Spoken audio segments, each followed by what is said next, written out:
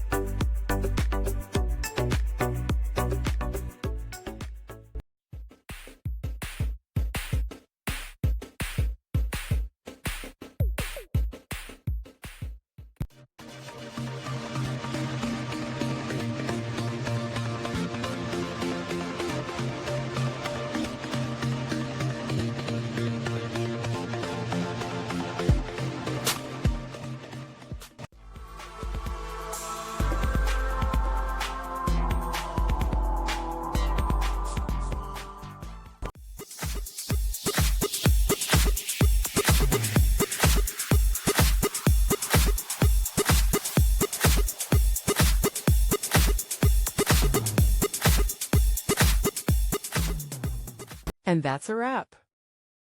I hope you found the answer you were looking for. If you did, take a second to hit that subscribe button. It really helps out. And let me know in the comments which solution worked best for you. See you next time in the debug zone.